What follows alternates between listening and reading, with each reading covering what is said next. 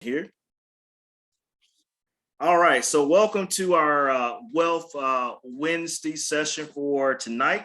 We're into our second week of 2022, and so we're excited to have a special guest here with us, a good brother, Rashard Muhammad, and so he's going to be able to introduce himself and be the man of the next hour.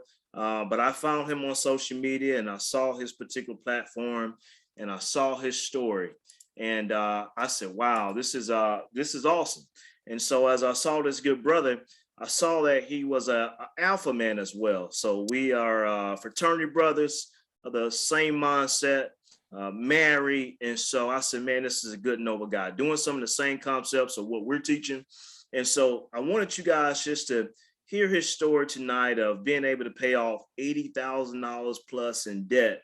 And so he's going to give a lot of hope. He's going to give a lot of inspiration and motivation to some of the things that what we're teaching in this community.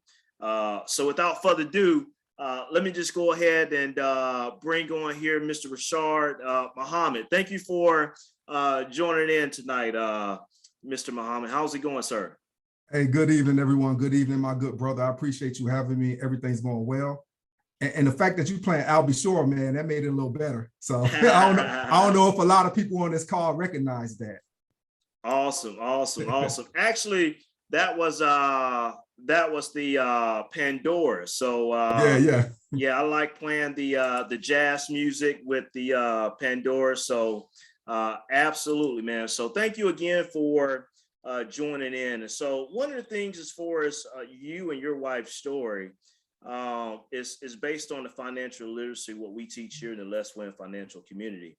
And so you guys just did a recent interview with previous Dave Ramsey, I want to say advocate. And so you guys talked about how you were paying off debt. And so that was just not just a number, but it was a surmountable number of $80,000 plus. I want to say almost about $85,000 plus in debt that you guys paid off. But before we get into that, give us a little bit of a background as far as who you are, your family dynamics, and let's just take it from there. Okay, I appreciate it, man. So I'm Rashard Muhammad. I'm married to Nirvana. I'm a school administrator. I'm actually the principal at an alternative school in the Fort Worth, Texas area. My wife is a teacher. We've been in education for 18 plus years. We have 3 children. 15-year-old boy, 10-year-old girl, and a 9-year-old boy. And we just got a dog too. So yeah, so that's basically who we are. You know, I had football scholarship in college. That helped me out a little bit with the student loans, but ultimately I ended up going down that rabbit hole of going into debt, and we had to climb our way out of debt. And I look forward to having this dialogue tonight because when you look around, you speak with people, so many people are going through the same thing that you go through, and they just need an advocate. They need help. They need to hear a story from somebody that looks like them who did what they're trying to do. So I'm elated to be on this platform tonight, and I look forward to this dialogue. Absolutely, man. Absolutely. So married, 3 kids, and oftentimes it's always an excuse as far as paying off debt, right? We have kids. And we can't do it because you got different activities, but that was an excuse for you and your wife. So let's just kick it off, man. What made you guys want to just go on this debt-free journey? What just kind of clicked for you and your wife to say, what started this journey? You get tired of being sick and tired, and you ultimately are in a situation where you are telling your children no. And you're like, hey, why can't they pay $5 to have this to be out of dress code for an activity for a fundraiser? We make enough money, we make plenty of money. Why can't they do it? Well, it's because my income and my wife's income, it wasn't our income, it was the bank's income. So yeah, so you just get sick and tired of being sick and tired. You get tired of having those arguments as a couple. Anybody that has been married long enough will tell you that the number one cause for divorce usually is money fights and money problems. And we definitely had a lot of money issues. So we decided together as a team to work our way out of it. And we took Financial Peace University at the time, which we thought was our final straw to get us out of the hole that we had dug ourselves. Wow. Wow. So you guys went through financial peace. For the ones that's not familiar here on the call, that's Dave Ramsey plan as far as with the baby steps and helping you get out of debt, which is a very great program in itself. So you got sick and tired. And so what did you do? I mean, you looked down and you looked at how much debt were you guys in total? So we had been through the Dave Ramsey program in the past. And I believe when we first started, we had about $150,000 in debt. But when we started Financial Peace University, we started at 85. So that's the official number that I use, because we had so much debt, I didn't know how much we had. I'm just estimating that it was about 150 when you combine all of the student loans and the cars, credit cards, personal loans, and those kind of things. But ultimately, I have a really good buddy who went to Furman University for a year with me. We both played football together, and he was on Dave Ramsey's show. And he and his wife, they did their debt-free screen with their two beautiful young daughters at the time. And his story is what resonated with us, and just the fact that we were able to see people that looked like us and people that we knew able to climb themselves out of debt and see their story and see the steps they took to get out of debt. That really helped to push us to say, hey, if they can do it, we can do it. If they took financial peace and it worked for them, I'm no different. We're no different. We can do the same thing. Wow. So out of your $85,000 in debt, how was that kind of spread across, like between student loans, credit cards, loans? How was that spread across? Most of it was student loans, and we actually had a vehicle in there as well. But Wow. most of it was student loans. Wow. Wow. Now I got to always ask this question here, right? So we get our student loans, and oftentimes people get these student loans and then their degrees, right? They're actually not working in their field of study. So they got this loan to go to school to get the loan, but not working in that particular sector, what they study. Is that same for you, or you working within your field that you study? Okay, so somewhat. So when I was in school, I was actually going for business education when I was playing football. And I looked and I found out if I do business education, I continue with that, I'm gonna be here an extra year. So then I switched to social science education. Same thing. It was gonna take me too long to actually get my degree. So I said, let me find a degree that has the shortest amount of time where I'm gonna be in college. Mm-hmm. And that was the history degree. So once I found that out, I cut about a year and a half out of my degree program by just switching to history. I knew I didn't want to teach history. I wanted to teach whatever I can get out of college. I wanted to just get my degree and get certified as a teacher, and that's what I did. So wow. I'm in teaching. They have alternative certification, and that's what my wife and I both did. She had a psychology degree and undergrad, and we both, we didn't get education degrees. We got history and psychology, and then we use alternative certification to become educators. Gotcha. But our master's degrees are mine's in educational leadership, and hers is in special education. Gotcha. So let's get down to the nitty gritty, because oftentimes people are in your situation and just amount of debt just over their head, right? What did you and your wife do to get to the point where you got sick and tired of being sick and tired? What habits just started changing? What did you do to just start paying off this $85,000? Did you guys go and stop spending on changing your budget, what you spend on groceries or entertainment, or did any additional bonuses come in? Because you guys say you're a school administrator. So when you think about $85,000 and you think about school administrator salaries, I'm thinking to myself, how in the world did they do this? So kind of walk us through that. Yeah. So ultimately, the very first step that you have to make as a married couple is that you get on the same page. Your partner has to be your accountability partner. Your spouse has to be your accountability partner. And it's the same thing if you're single. In most courses, they will teach you, if you're married, your accountability partner will be your spouse. If you're single, you need to find an accountability partner who is going to hold you accountable for your decisions. Somebody who, if you want to make a purchase that's over $100 and it's a want, not necessarily a need, and you know that $100 can go towards your debt snowball. Well, if you bounce it off their head, maybe they'll say, hey, no, you don't need this. Is this something that a week from now you're gonna regret it, or something that you're still gonna be using? And that's ultimately what we did. We sat down. My wife actually was the one who came to me and said, hey, I think we need to sell my vehicle. And when she did that, then I knew, hey, I didn't ask her to do it. She came up to me and she volunteered to sell her vehicle that she loved. And that was able to cut quite a significant chunk out of the 85,000 at the time. I believe it was like maybe $12,000. So that automatically got the snowball rolling quickly. Wow. So you guys caught momentum because automatically you cut down 12,000. So I'm assuming you wasn't upside down on your car.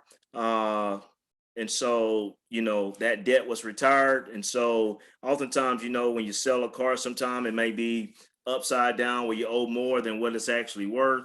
But it seems like you guys kind of caught the momentum. And that's really what the snowball effect is, right? You start paying your lowest balance first, and then you catch that momentum because it's like a mental thing, right? So what kept you guys on the fire? So you sold your car, and then what did you do next after that? And before I even get into that part, I think it's important for the husband or the wife, whoever is the one that you consider the nerd, the one who's really into spreadsheets. It's important for them not to force anything onto the other spouse. You need to be understanding of their wants and their needs, and you need to be open to what they want to do. And it needs to be collaborative. You can't just push it on them. You need to get buy-in. We weren't successful until we went through Financial Peace University together. And, I had been trying to drag my wife, but that's the issue. I was trying to drag her with me. And once she is the one who, said, hey, let's go ahead and do it, and we sat together and started the course, then I had buy-in. And at that point, she was more fired up than I was, because she understood how, at first, she didn't know the issue that the debt was causing. She didn't know I was going to bed at night and I couldn't necessarily sleep because the only thing I could think about was how much money I owed to Chase and Bank of America. So she understood the why, because when it was just the what's going on, she had an issue with that. But when she understood the why behind it, why do I want to get out of debt? Well, if we get out of debt, then we can travel, we can give the kids the experience that they're longing for. Then she was on board for it. Nice. So the car, you guys got collaborative. And so with the student loans, right? Oftentimes in the last, year and a half since the pandemic, we didn't have to necessarily pay on student loans. So I'm assuming that you guys, if you paid your debt off in the last 2 years or just in a 2-year span? No, okay. So we paid our debt off in a 2-year span, but it was a few years back.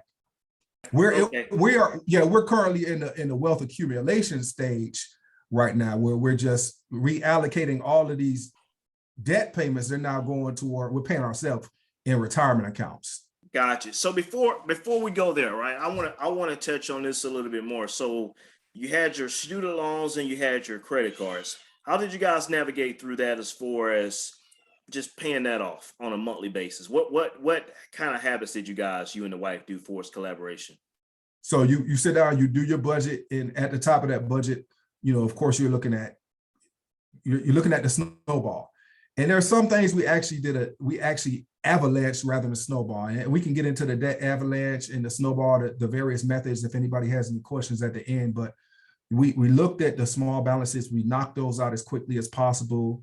And then we just, like they said with the snowball, you started gaining momentum, and then you just reallocate that smaller payment towards the next largest balance, and so forth. And we just continued to budget and throw as much extra money as we possibly could at these debts. So when we talk about rice and beans and rice, we literally were, skipping as much as we can to make sure we were getting these debts paid off.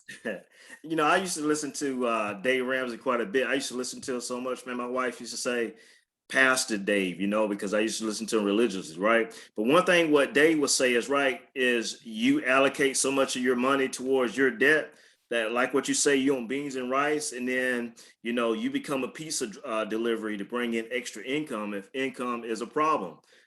Did you guys find any extra jobs during this time frame, or were you just solely strictly to your income? So it was just basically our income. So the funny thing is, after I became debt free, then I started taking on these little odd jobs, and I also got my real estate license. I'm a realtor as well in the Fort Worth, Texas area, and I do that now because the funny thing is, when I was a realtor in the past, I couldn't afford to be a realtor because there's so many startup costs to being a realtor. So I tried it 2 times in the past, and I had to stop doing it because it costs, you're looking at $2,000 to $2,500. So if you are in a situation where you're paying all these fees and dues, but you're not making any money, you can't be patient. So you have to stop doing it because you don't have the money, because you're drowning in debt. So you have to make all these payments to the creditors. How can I continue to make these payments, for to maintain my real estate license when I'm not making sales? So I've been very successful in real estate, working a few hours a week the last 2 years, only because I was out of debt and I was able to patiently wait 6 or 7 months before I got my first sale. And once I did that, then it's been snowballing since. Wow. So walk me through this, right? Through this debt free journey, right? Did you and your wife go through any struggles, or maybe want to quit along the journey, or different arguments ensued to say, you know what, now we don't pay it off maybe half of this debt, and say, you know what? Did you guys get to a point where you just wanted to quit during the journey, or share with some of the struggles that you face? Because it's one thing when you're doing it by yourself and you got this mindset to say, you know what, I'm determined. But sometimes, in a relationship, oftentimes you get weak, and maybe the other mate necessarily won't be on that same gazelle, as Dave would say. So did you guys go any struggles on your debt payoff?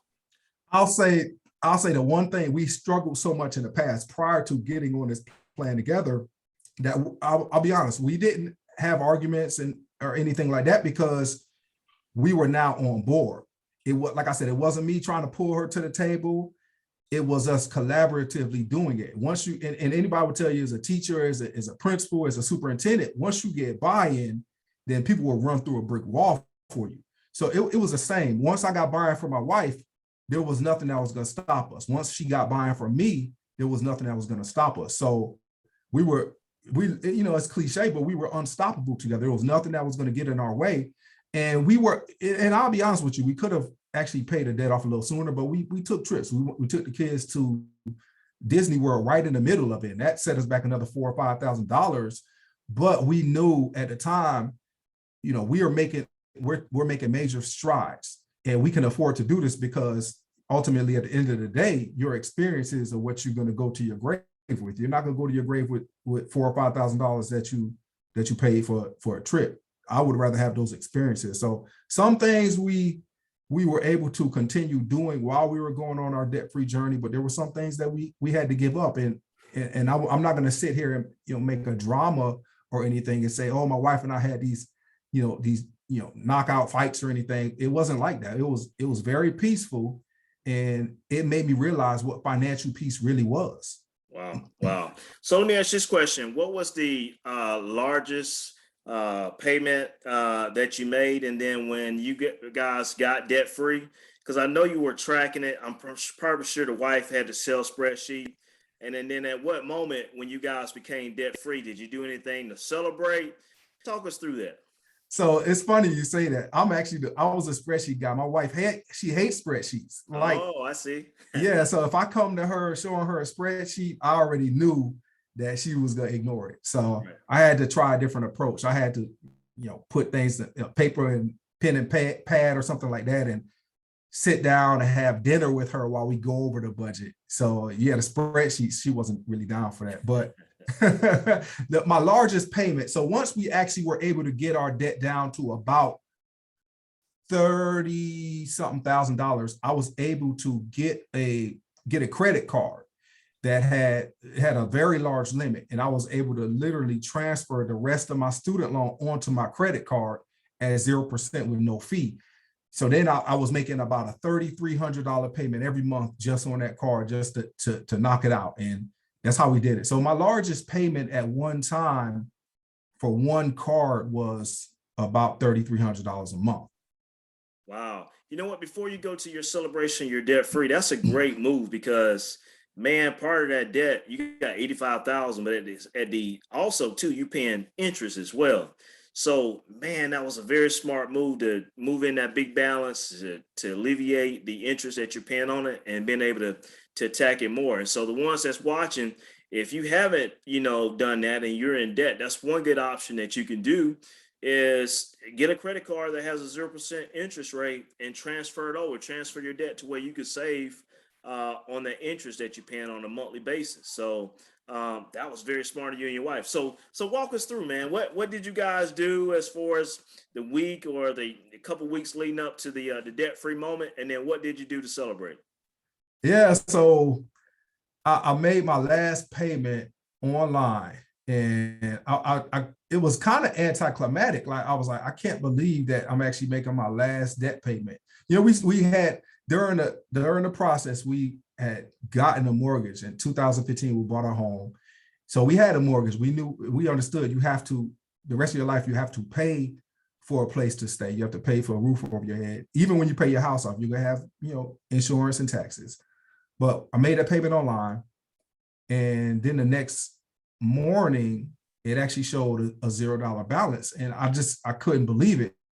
So I gathered my family in the living room, and we did our own debt-free scream. Like it was incredible, the feeling that I had just seeing no balances across the board. And as I tell people, I tell the story that we walked into work that same day.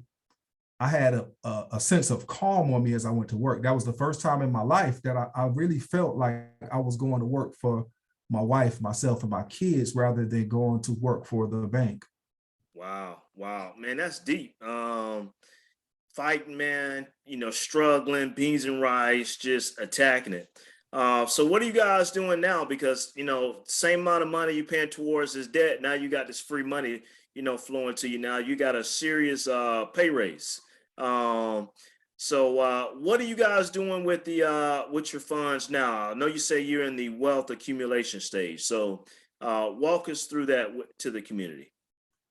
Yeah, so we're at a pretty good point. One thing we have tried to do throughout the years, and I talk about this to multiple people, we have gotten consistent raises in our district where we work, and we try not to take the raise. So what we do is reallocate that towards pre-tax savings. So right now we're maxing out our Roth IRAs, we're maxing out 403Bs, maxing out the HSA, and of course we have the pension plan as well. So we are big into the FIRE movement, man. We really are, and not necessarily. I guess we're more into the FI part of it because we'll be able to retire at 53, but the financial independence part, and I do believe in saving approximately 40 to 50% of your income if you can afford it. We're at the stage now where we can, only because we learned so long to live on less, and we knew, hey, if we're bringing home this amount and we're using almost half of it to pay the creditors, why can't we continue to do the same thing for us? So now we're doing a bunch of pre-tax investing, we're doing a bunch of post-tax investing, and enjoying our money. Wow, that's awesome, man. So you mentioned the fire movement. So our community, we've done a webinars on that, but it's been a little bit, right? So explain to our community what's the fire movement.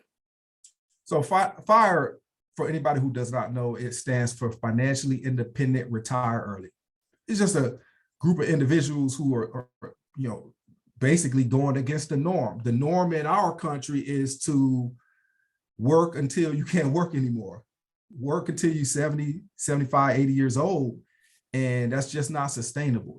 To me, I think that it's unbelievable where we put 50, 60 years into a job, whether you love the job or not. And then you can only enjoy 3, 4, 5 years before your last day. And I've seen it happen multiple times, and nothing hurts me more than seeing that. So as I said, I can legitimately retire at 53, and hopefully we'll have a long time to enjoy the fruits of our labor, moving Awesome. forward. So financially independent, retire early. There's a lot of people in the movement, and it's just people who save as much money as they possibly can from the moment they start working in a job, so that they can not necessarily retire early, but they have the option to retire whenever they want. Absolutely, absolutely. Like they would say, live like no one else now, so you can live like no one else later. And Yeah. so one of the aspects with the FIRE movement is looking at your annual expenses. So you take whatever that is and then do that times 25. And then that generally gives you your FIRE number as far as where you're currently at for us, net worth. And so you have your FIRE age at 53, which is good. Most people, what their retirement age is 62, because that's the first age of eligibility for Social Security. 65, maybe they'll say, okay, I can max out a little bit more. But you're right, man. It's a different day in the world where you have the younger generation where they don't necessarily have to go to college anymore, because you have now a lot of financial educators where they focus on just businesses. Yep. And so you're starting to see that a lot more now, because 1099 business owners, investors, they're the one that benefit from the tax code, and they understand that. And so you see a lot now on social media in particular. You get the Twitter finance, you got the Instagram finance. And so that's pretty much how I found you, man. In this particular industry, you see others that's doing the same thing. Now, you mentioned Roth Ira. That's what we preach a lot into this community, as far as when people first starting out investing. There was young people, man, that just didn't know about investing. We say, hey, start with a Roth IRA account, because we know that grows tax-free over time. So I see you guys are doing that. Are you guys doing any investments in the kids yet? So we have opened, some people call it UTMA, some people call it UGMA accounts. We've done that for the kids. And, one thing we try to teach the kids is that every time they get $1, save 50%. So they have a significant amount of money in their UTMA accounts. And our 15-year-old actually just started a job about 3 or 4 months ago, and we opened up a Roth IRA for him, where making him contribute 50% into his Roth IRA. So periodically he'll come to me and say, hey, Dad, on this next check, can I only do 40% and keep 60? And I'll be like, all right, that's a deal. We can do that. So they just know to save their money, and invest it. Right. Those habits, man, of what you're doing now for your kids is so important, because, they're watching everything that you and your wife doing. You guys could look at each other and enjoy the fruits of your labor, as far as with the pay, it's actually yours. And like you say, not the bank's. But then at the same time, you're doing generational teaching, as far as teaching your kids these early habits, and then they'll do the same thing. That's what we want to do, is establish those generational legacies versus the generational curses. Man, you guys have an amazing story, man. And, just excited, man, for what you're doing and telling your story, because that's what happens. Once you go through a test, you have a testimony. Sometimes you figure, why am I in this situation? Well, there's a reason, because now you have a story to tell, where so many people are in you and your wife's situation, and they have a lot more debt, over 6 figures, close to sometimes 200,000, and want to have hope. And how do you get out? And you and your wife is a true story to say, if we could do it, I'm sure you're probably saying anybody else can do it, because it's not like you have. Brooklyn. Oh, hold on one sec. Let me It's see. all good. If you don't mind, just please mute your. Were y'all playing, or what were you doing? Sitting there I'm watching sorry. TV? Fifi, do you mind? Let me just mute. I'm sorry, guys. I am sorry. Let me mute everyone. All right. Okay. All right. Sorry about that. Rashard, unmute yours. Okay. All right. Sorry about that. No, all right. good. So now, man, I want to open it up to the community.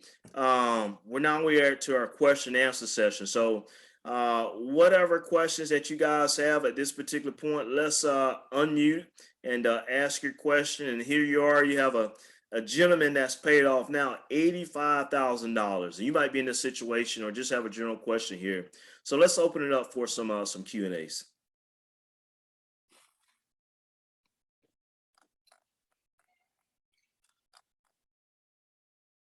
Don't everybody do it at once. Yeah, I know, right? Yeah. This is a very hard question, because sometimes this debt is the elephant in the room. and no one wants to talk about it. You go to work, you got the debt, you pay on it, and you don't know, right? You just pay on it. You don't know when you're gonna have your debt pay off. So let me see if here we have any in the chat, and then if not, let me see if we have it on the Facebook group. But guys, we have an opportunity now to ask any question here. Let me see if we got some here in the chat here. Okay, so what approach did you use to pay down the debt before getting into the 30K? Hey, I think Travis asked that question. Thanks for the question, That's Travis. right. Yeah, so we just did the debt snowball. We combined the debt snowball with the debt avalanche. So before I completely answer that question, I forgot to mention earlier, I think ultimately, once you're on the same page with your spouse or your accountability partner, the most important thing you can do is to know where you stand. You need to, calculate your net worth. There's many calculators out there, but your net worth is basically taking all your assets, what you own, and then subtracting what you owe. And that's going to give you your net worth. And I think it's powerful because the most powerful day that we had in our financial journey was when we got to a net worth of zero. As sad as it is, it might sound pathetic to people because it did to me at the time. But when you're in the red for so long and you finally get to that magical number of zero and you're in the black, then that's powerful. So you need to know where you stand. If you don't know where you stand, and you don't know where you are going. So figure out what your net worth is. List all your debts from smallest to largest. And then you also need to look at the interest rates as well. You need to ask yourself, if you have a $1,000 balance that has a 10% interest rate, do you want to pay that off before you have let's say a $2,000 balance that has a 20% interest rate? You have to list everything from smallest to largest, and then you need to also consider the interest rates as well. The thing about the snowball is that it's giving you those psychological wins. I was actually meeting with a friend yesterday. We were just looking at her numbers. It was just a coaching session I did with her, and she had a list of probably 20 debts. And it looked awful when you looked at the paper, but I told her, hey, if you list this from smallest to largest, you can actually knock about 12 of these out in the next couple of months. And once you do that, you won't be as overwhelmed as you are right now. So debt snowball, debt avalanche is what we did to get to that final payment where we were able to then just start plugging everything away at 0% interest. Gotcha. So Kiva, I see your hand is up. You can unmute and ask your question. Hello. I do have a question. Sometimes in my head, like the plan is there, and me and Sherwin, like we work through the budget every time, I get a check, but money overwhelms me. So what made you guys be able to be so disciplined that you were able to stick to the plan? Because I think I have a plan. It's just hard for me to stick to it. So what is your advice on that? Great question, Kiva. Did I say it right, Kiva? Yes, it's Kiva. Okay, so Kiva, my question is, are you doing it with someone else? With Sherwin. He's my accountability partner. Okay. I'm not married or anything, so he is my financial and accountability partner. All right, so that's not a bad thing. So I'll say this: when I went through my financial course, we had the individual, we had a lady who was actually running the course. She wasn't my accountability partner. We gave her all of our numbers every week, and that was another layer to keep us accountable, because she was basically calculating all of the debts that we were able to pay off collectively as a group in the class. But she wasn't my accountability partner. My wife was my accountability partner. So I think that it's also important to see do you have any friends or anything that are struggling with the same things that you're struggling with, or people that are also... she's struggling, but my best friend is on here. Me and her, we do the same thing as well. Together. Mm-hmm. And are y'all able to have those difficult conversations with each other when somebody is, when either you're struggling or what? Yes, we do. Okay, gotcha. To be honest with you, the thing is, it's really no magic potion. I'm like not the most disciplined person in the world, which Seriously, my wife and I, we struggle with things. We go out to eat. And I forgot to mention earlier, we probably could have paid off our debt a couple months earlier had we not gone out to eat throughout the process. So we struggle too, which I think is our story is more powerful to people once they realize, hey, we're just regular people. There's nothing special about. There's nothing special about us. I think the fact that you're on this call and the fact that you're working with Sherwin shows that you have the wherewithal and you're ready to do it. You just have to, I don't know if you sit down and look at the numbers, every week or every few weeks, but ultimately, I think you need to keep plugging away. And one thing people do that they cannot do is beat themselves up. Like, not saying you're doing that, but people are going to make mistakes. Like, my net worth in the past has dropped $1,000 in a month or $5,000 in a month because, I might have made a purchase or made an impulsive decision to go on a cruise with the family, but I didn't beat myself up about it. I said, okay, we're just gonna take the bumps and bruises. There's gonna be peaks and valleys with everything we do. Just continue to move forward. So just what you need to do, I don't know if Sherwin, I'm pretty sure he shared this with you, but continue to track your progress every month. Absolutely. Thank you. I appreciate that. My pleasure. So, my pleasure. We're excited for Lakiva because she has a testimony. We're going to reveal that a little bit later in the year. But man, she came to me a little bit discouraged, and then God stopped moving, and it's something that's working in her now. And we're going to introduce that to the community later as far as when it's all said and done. But I am proud of her because she was overwhelmed. And of course, man, we still deal with flesh and things of that nature. So. But Kiva, that's a great question. Thank you for answering that. So Ken, I see Ken has his name up, and then also we have another question here, a couple questions here in the chat. But Ken, go ahead and unmute. Yes, this kind of going to Kiva there. Just a thought when I had to go through a moment of clearing debt. But one thing some things when we have fear about something, it's usually we do it in one aspect of our lives. We just don't do it on the other aspect. So like you spend money, right? So it's like you spend money, you look at the money that you're spending to get the things that you need. So you just basically flip the concept of what you're spending your money on. So instead of you spending your money on, let's say, something you go to buy at a store, you're basically spending your money on your debt. So it's the same thing. It's just the mindset of changing. Where is my money going? What am I putting it on? So if you kind of look at it that way, because you don't have to be afraid of money, because I'm sure you're spending money. So it's just the concept of what am I spending my money on? I'm putting it more towards my debt or more towards some things that can probably, I can hold off on. Just a thought. Thank you, Ken, for that. Thank you so much. Derek has a question here.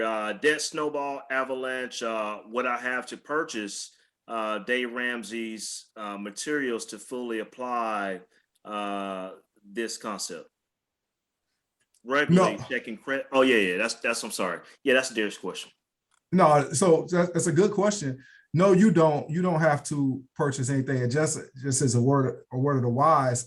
I paid for his course, but I haven't paid one more dime for anything that he's taught since then. I mean, it's so much free materials for Dave Ramsey online.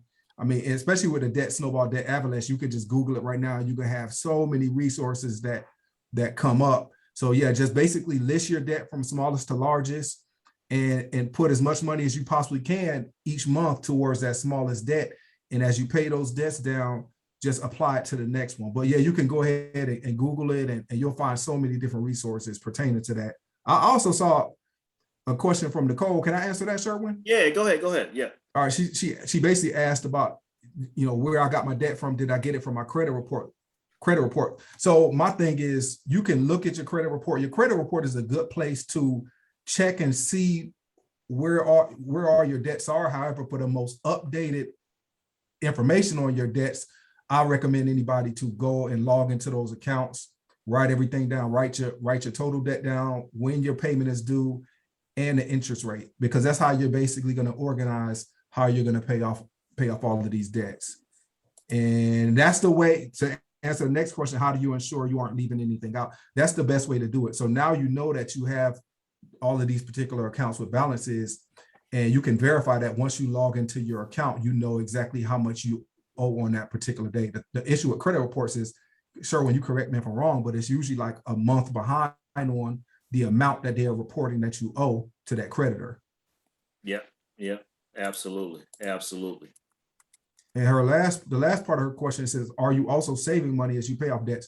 So the interesting thing about that is that I went full Dave Ramsey at the time, and I missed out on some opportunities to have quite a bit of growth in the market.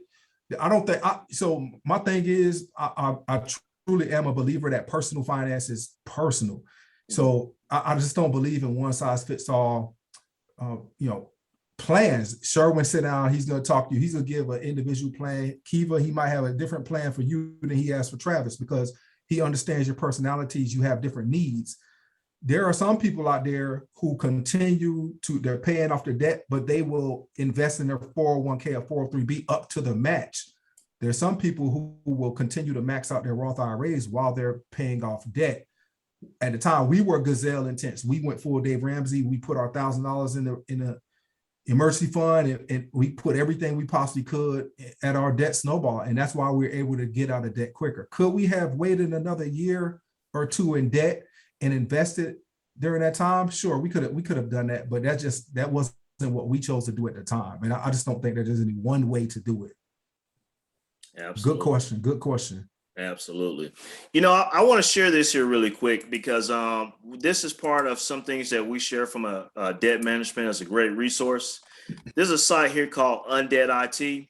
And if you look up here, you will see that the total balance on this debt here is $40,000. This is an example. And you literally see here, you can have a vision based off your particular plan when you can actually have your debt paid off. And so one of the good things about this site right here, it gives you several different debt payoff plans. The one that you mentioned here that you were on, which is the debt snowball. If you click down here, they also have the debt avalanche. So the ones that may have not known what debt avalanche is, it pays off your highest interest rate first. But I just want to share this really quick. So what we did was, if you add in these two accounts here, and based off what they're paying on a monthly basis, their minimum payments is $835. So this will be paid off. If they continue to do this, it will be paid off in June of 2026. And so what this does is it breaks it down every single month of the year. And down here at the bottom, it shows you the total amount of interest that you're paying and the actual total interest and the percentage, right? So this when you have it paid off. But see, Rashard, here's what you can also do on this site, right? We can, instead of paying the minimum payments of $835, let's say, for instance, someone went to go on here and pay an additional, say, $160, and say, for instance, we just make this $1,000 a month. And so what we want to do is to see, what will this extra money that we're paying towards this debt, how much will this affect our debt free as far as paying it off even sooner? So when I hit this apply here, it's going to show us now, instead of June 2026, this is now paid off July 2025. And so when we scroll all the way down to the bottom here, it's going to show us we're paying less money in interest, and we're almost having this paid off a year sooner. And so this is what we really like to share with, people that come to the community, because it's one thing to say I'm paying on the debt, but it's another thing to actually see it, and then you catch momentum. We shared this with a member yesterday where she had 20,000, and she said, you know what, let's see how much we can have this paid off to be next year. And so we work that into the plan. One other thing that they do right here, you could put in additional payments. So if you get maybe a tax return, or a bonus, you can, factor that in as well. But Undead IT, for the ones that have not used this before, and we may have some new members on here, this is a great resource to use. So didn't want to go in too far, but for the ones that haven't seen it, that is phenomenal, because the spreadsheets is good, but that site right there, it does it for you. So that's a powerful tool. And I remember seeing it years ago, and I think I might even plug some numbers in there. But the thing is, when you see something like undebted, you see your target date, you're going to get out sooner than that target date because you're going to be so motivated, and you're going to take on extra jobs. You're going to get these side hustles to speed that date up. So you'll never get out of debt on that day. You'll always get out of debt sooner than that day. So that's a great tool that you're using with your people. Absolutely. Guys, this has been good. Let's take maybe another question or two. And this is different because, we all want to pay off debt. So we got the tools we're sharing with you. We got the person here that just done it. Any more questions? I see a question from Klatchman. It says, is there any such thing as good debt and bad debt? Man, that's a great question. That's a phenomenal question. I will say this. I hate debt. I'm very debt averse. People will clash about this. Some people feel that, good debt is if you're using debt, if you're leveraging other people's money in order to buy investment properties. And that's fine. As long as it works, I guess that's good debt. You could end up in a situation like Dave Ramsey where you're over leveraged and they take all your properties away. So you have to be careful. Me, I prefer to be as debt free as possible. I have my mortgage, which I'm working on getting paid off right now. As I know once the mortgage paid off, I still don't own a home technically, because if I don't pay those taxes, they're gonna come get that house. So I'm in the camp. I'm not a fan of debt. That's all I'm gonna say about it.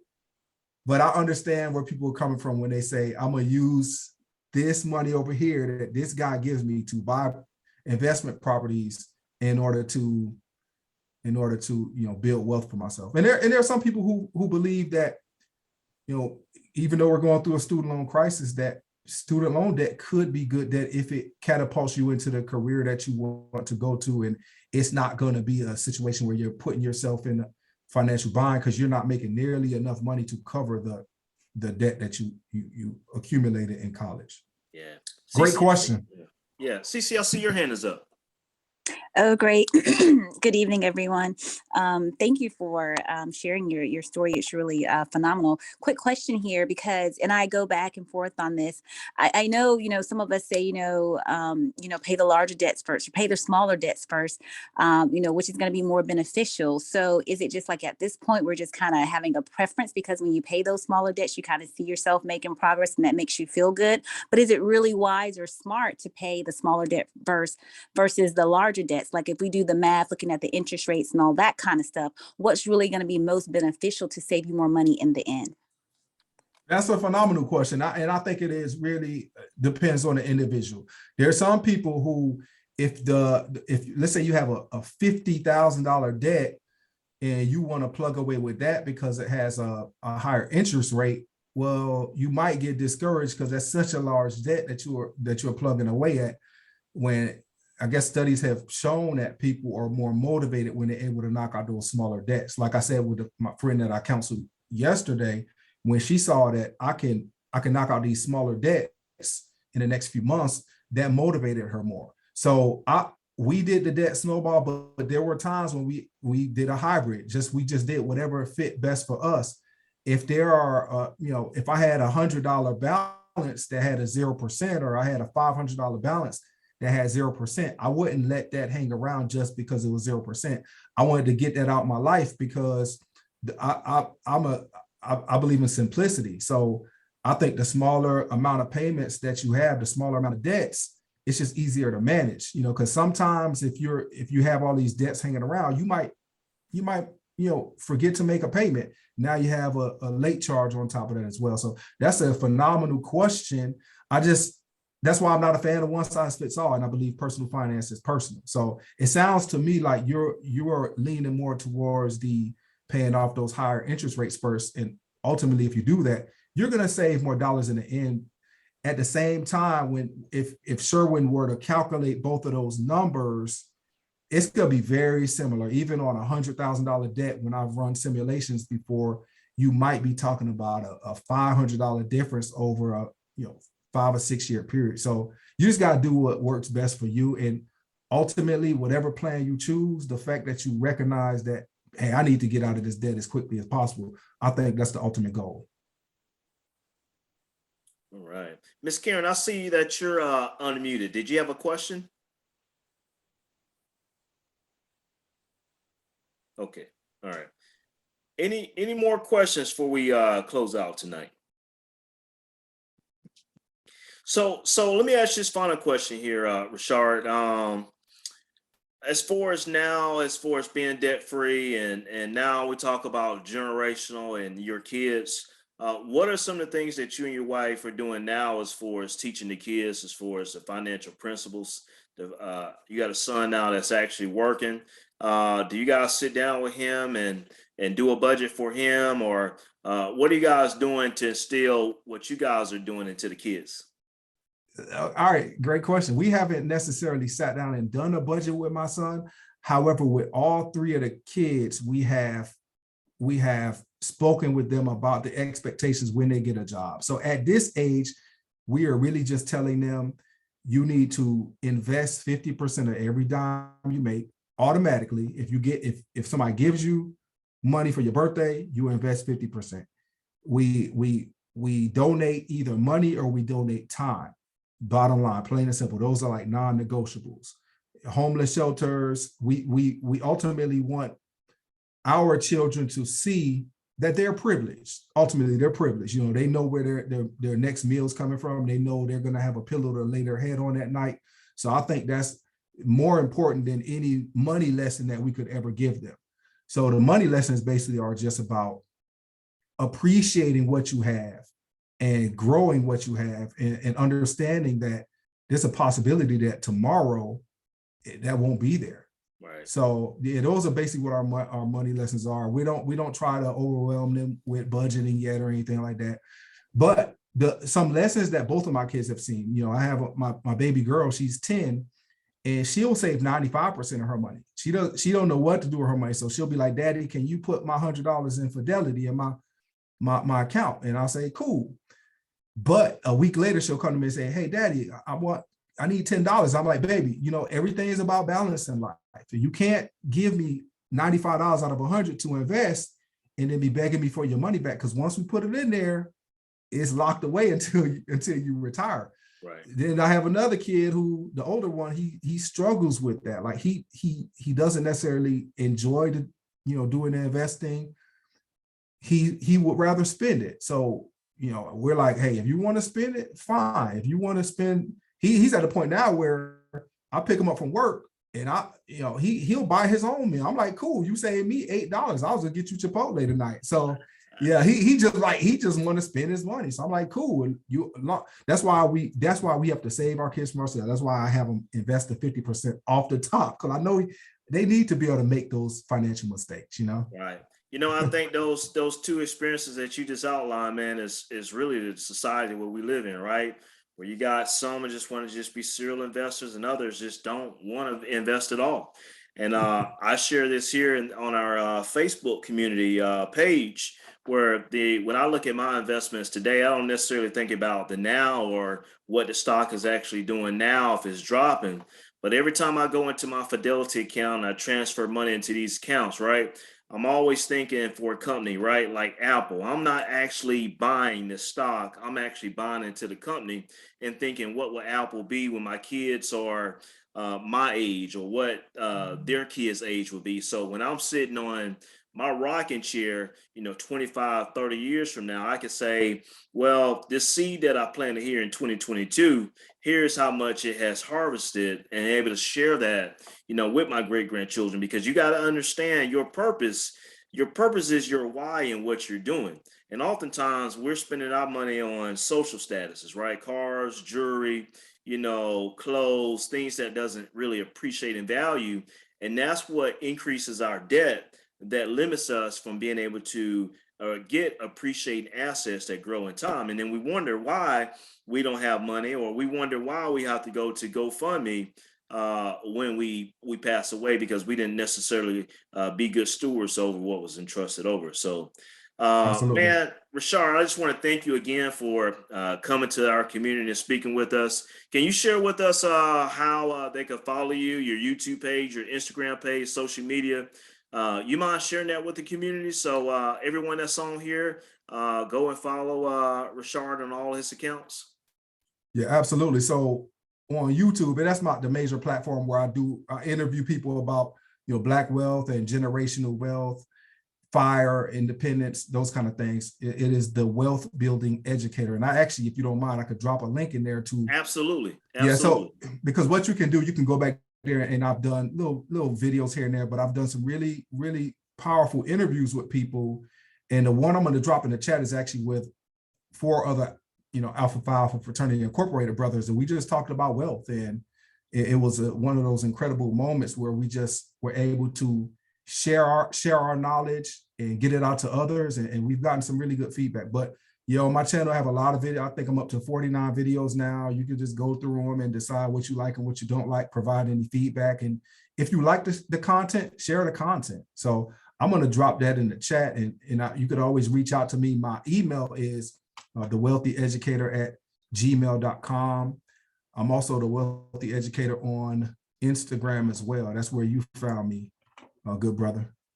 Absolutely. So as he mentioned, he has a YouTube channel with videos. He's on social media, Instagram, his email. So the one thing is how we continue to grow, man, is through resources, connecting, especially where you just want to necessarily just go through life. You want to be growing through life. And so great resource here. So I just want to make sure, were you able to drop your YouTube? Yep, I see it here, your YouTube. So you guys copy this now on your phones, go out here, save this here on YouTube. Do you mind also putting in your Instagram handle so where they can go and follow you on Instagram as well? And again, his email is thewealthbuilder@gmail.com. So we're just excited for 2022. And Rashard, hopefully, man, this won't be the last time that we have you onto our community, because you're well adverse and not only to debt management, but the investing side of the house as well. So maybe in the future we could discuss ways that you guys look at, investing a little bit more into detail. But he has dropped his information. But again, man, brother, thank you for joining us tonight, and wish you and your family, man, continued success, and continue, man, to do good things in the community. And God bless you, man. So LesWin Financial Community, as always, be well, be blessed. And as always, let's continue to win. Thanks, Rashad. Hey, thank you, good brother. Thank you, everyone else, for tuning in. I look forward to speaking with you all in the future. Appreciate it. Awesome, man. All right. Have a good one. All right, brother. Oh, yeah.